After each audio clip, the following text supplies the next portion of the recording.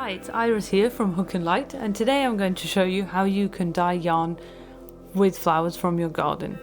So here we're going to use some cosmos flowers, which are these beautiful purple and yellow flowers that you can easily grow in your garden.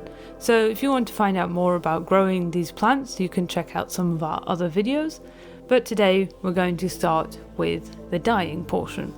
So here we have some Falkland Merino yarn, undyed, and we're going to first of all treat this with a chemical called a mordant. So here we're using a compound called alum, and this is aluminium sulfate, and this basically helps the colours in the dye material, so in this case in the cosmos flowers, to stick to the yarn. So we're going to use about 10% weight of alum to yarn, so that means if we are dyeing 100 grams of yarn, we will use 10 grams of alum. And we'll put this alum into plenty of water and just give this a good swirl around before we introduce the yarn. So in order to prepare your yarn for dyeing, you want to make sure it's clean of any other chemicals or grease that might be on it. So just give it a quick rinse in some wool wash and then you're ready to go. So this yarn has been pre-cleaned, so we're just submerging it here into our alum bath and gently squeezing out any air bubbles. So alum powder itself can be somewhat harmful when breathed in, so make sure you do this in a well ventilated area.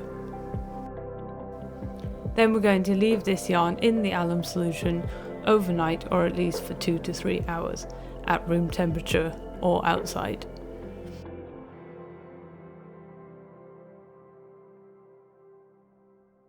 Once we have our alum treated yarn, we're ready to produce our dye bath. So here we're going to use dried cosmos flowers, and for dried cosmos flowers you need many fewer than you would for fresh cosmos flowers, as a lot of the weight is water which has now evaporated from the dried flowers.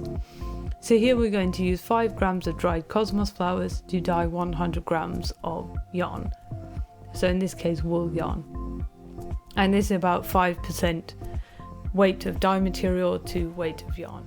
So we're going to take these dried cosmos flowers and we're going to put them in a suitable container. So when you're dyeing with natural dyes, although these are natural products, you should always use pots that are separate to those that you cook with. So here we're using an old slow cooker, and it's best to use pots which have a non-reactive surface, such as this ceramic bowl.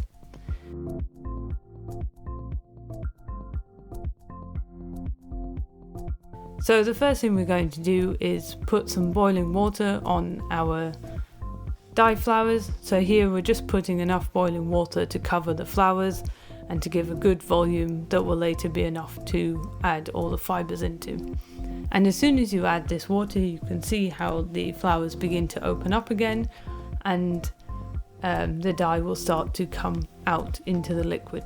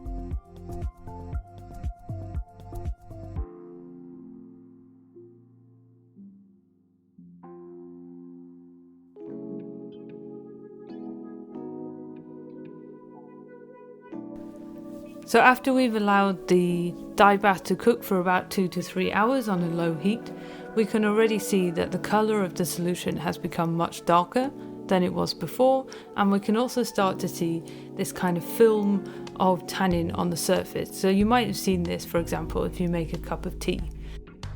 This tannin compound actually also helps the colour to bind to the yarn itself and to create a more colour fast pigment.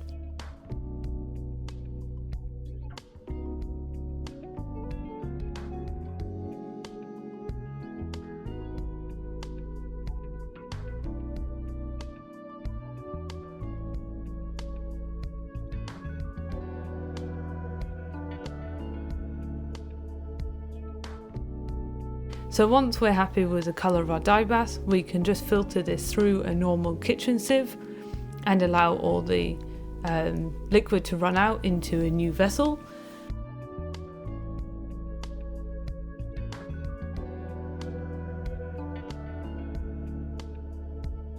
Before adding your yarn, you will want to allow the dye bath to cool, and this prevents the yarn from being shocked and helps to prevent felting.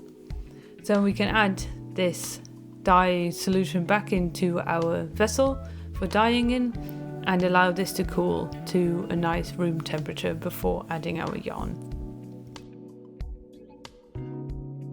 So now we can see we have a really nice, clean and clear orange solution ready for the yarn to go in. And as a general principle, whilst you are dyeing, make sure to not overheat your wool fibers or to shock them, so move them very quickly from a cold to a hot solution, and make sure you wait until everything is nice and cool before you start again. So don't be tempted to rush this step, because if you rush this step or you provide too much heat and agitation, you can actually cause felting of the wool.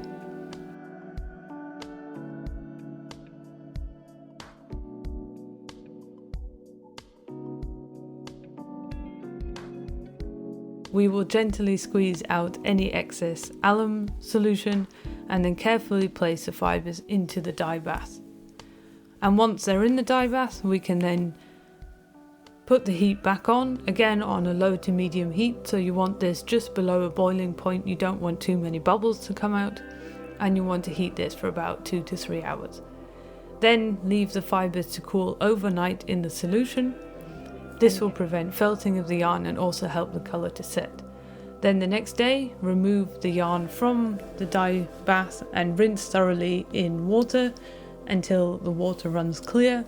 And there you have it, your first beautifully naturally dyed flower coloured yarn. Make sure to like this video and subscribe to our channel to hear more about the natural dye process and to see more videos like this one.